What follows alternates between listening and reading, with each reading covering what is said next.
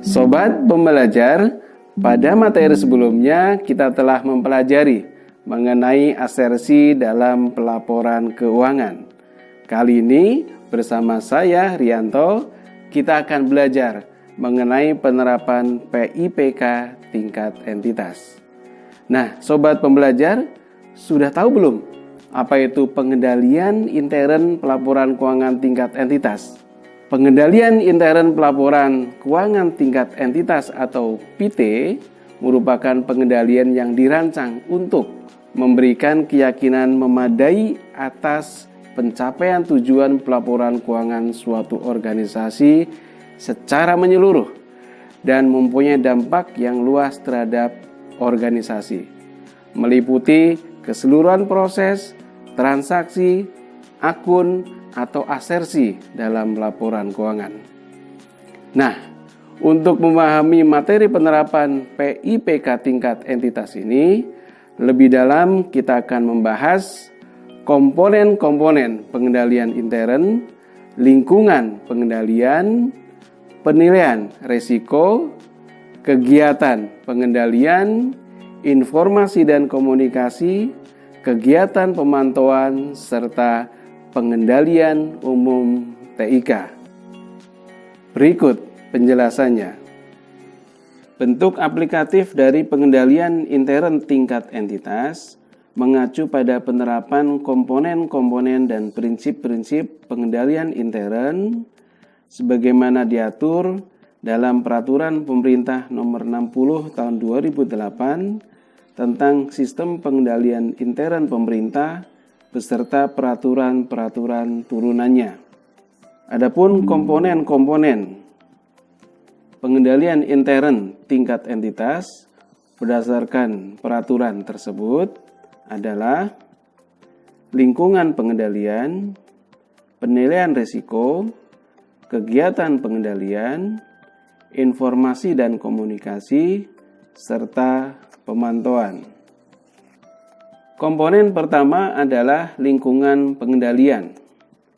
Lingkungan pengendalian meliputi komitmen terhadap integritas nilai, etika, dan perilaku etis, kesadaran pimpinan unit kerja atas pengendalian dan gaya operasi yang dimiliki oleh pimpinan unit kerja, kebijakan yang sehat tentang pembinaan SDM, akuntabilitas setiap pegawai dalam melaksanakan pengendalian, dan struktur organisasi serta pemisahan wewenang dan tanggung jawab. Komponen yang kedua adalah penilaian risiko. Komponen ini meliputi tujuan atau sasaran unit kerja telah ditetapkan secara jelas, sehingga risiko dapat diidentifikasi dan dinilai. Telah dilakukan penilaian risiko, meliputi perkiraan signifikansi dari suatu risiko, penilaian kemungkinan terjadinya, dan penanganannya. Adanya mekanisme untuk mengantisipasi dan bereaksi terhadap perubahan yang dapat menghasilkan dampak besar bagi unit kerja. Komponen yang ketiga adalah kegiatan pengendalian.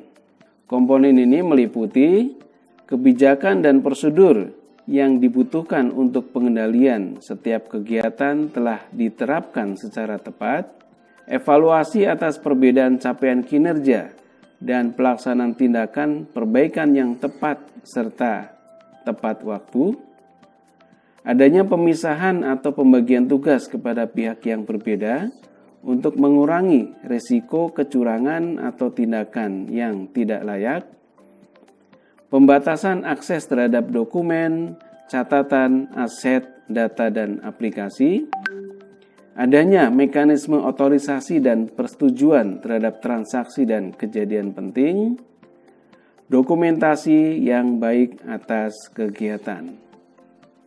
Komponen yang keempat adalah informasi dan komunikasi.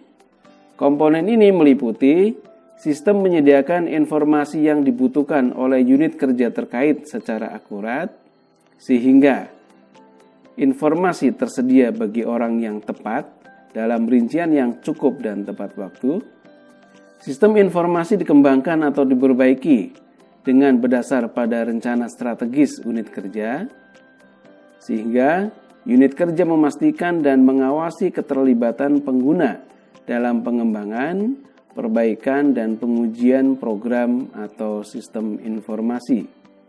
Telah disusun rencana pemulihan pusat data utama bila terjadi bencana, sehingga terdapat komunikasi yang efektif tentang tugas dan tanggung jawab pengendalian yang dimiliki oleh masing-masing pihak. Terdapat saluran komunikasi untuk melaporkan adanya dugaan pelanggaran atau ketidaktepatan dan informasi negatif, sehingga ada respon yang tepat waktu terhadap komunikasi yang diterima dari pengguna, rekanan, dan pihak eksternal lainnya. Komponen yang kelima adalah pemantauan. Komponen ini meliputi terdapat evaluasi berkelanjutan atau evaluasi terpisah untuk menilai komponen-komponen pengendalian telah ada dan berfungsi. Organisasi mengevaluasi kelemahan pengendalian intern secara periodik dan mengkomunikasikan kepada pihak terkait dalam rangka perbaikan. Di samping penerapan atas prinsip dan komponen pengendalian intern tingkat entitas juga harus memperhatikan pengendalian umum teknologi informasi dan komunikasi atau PUTIK. Bentuk pengendalian ini juga merupakan penjabaran dari salah satu prinsip dalam komponen kegiatan pengendalian menurut PP nomor 60 tahun 2008. Hal ini perlu dilakukan oleh manajemen karena proses penyusunan laporan keuangan pemerintah pusat di semua tingkatan tidak dapat dipisahkan dari pemanfaatan TIK. Bahkan, tren saat ini menunjukkan bahwa TIK mempunyai peran yang semakin vital dalam mewujudkan laporan keuangan yang andal. Pengendalian umum TIK adalah bentuk pengendalian yang bertujuan meyakinkan keamanan, kestabilan, dan keandalan kinerja dari hardware, software, dan SDM TIK yang berhubungan dengan sistem keuangan, khususnya yang terkait dengan penyusunan laporan keuangan.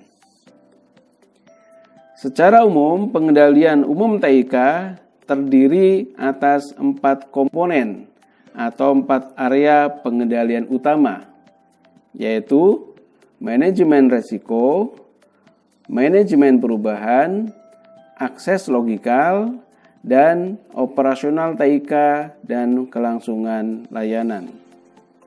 Area pertama adalah manajemen risiko. Manajemen risiko merupakan pengendalian yang berupa pendekatan sistematis yang meliputi budaya, proses, dan struktur untuk menentukan tindakan terbaik terkait kemungkinan terjadinya peristiwa yang berdampak negatif terhadap pencapaian tujuan TIK dan proses bisnis yang didukung TIK. Area manajemen risiko digunakan untuk menjawab 2 pertanyaan berikut. Apakah terdapat kerangka kerja manajemen risiko secara umum maupun khusus terkait dengan TIK? Apakah kerangka kerja dimaksud dilaksanakan secara konsisten? Area yang kedua adalah manajemen perubahan. Manajemen perubahan adalah pengendalian umum berupa proses untuk mengendalikan dampak negatif akibat adanya perubahan, berupa penambahan, perubahan atau modifikasi, pemindahan atau pengurangan komponen konfigurasi TIK.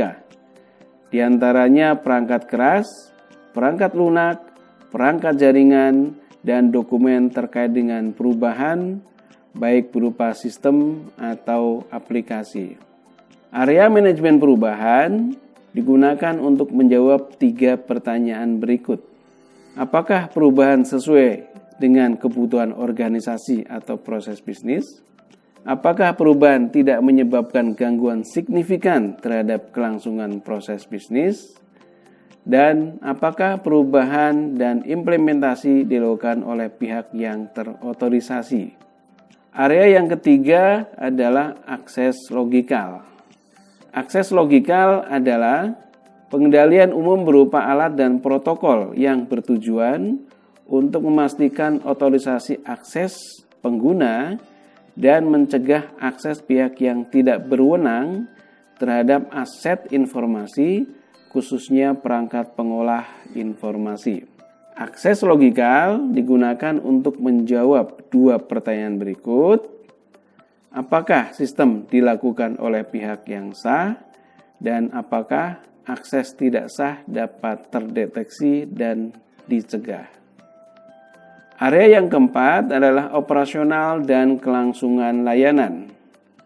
Area ini merupakan pengendalian umum berupa pengelolaan operasional yang bertujuan untuk memastikan operasional yang aman dan benar pada perangkat pengolah informasi, mengimplementasikan dan memelihara keamanan informasi, mengelola layanan yang diberikan pihak ketiga, meminimalkan risiko kegagalan, melindungi keutuhan dan ketersediaan informasi dan perangkat lunak, memastikan keamanan pertukaran informasi, dan pemantauan terhadap proses operasional. Area ini digunakan untuk menjawab dua pertanyaan berikut. Apakah kapasitas dan tingkat layanan TI dan infrastruktur memenuhi kebutuhan? Apakah operasional dan keamanan terdeteksi dan dapat dicegah? Apakah data tersedia ketika terjadi gangguan atau bencana? Sobat pembelajar, demikian materi mengenai penerapan PIPK tingkat entitas. Saya harap sobat pembelajar dapat memahami materi ini dengan baik. Semoga video ini bermanfaat. Sekian dan terima kasih.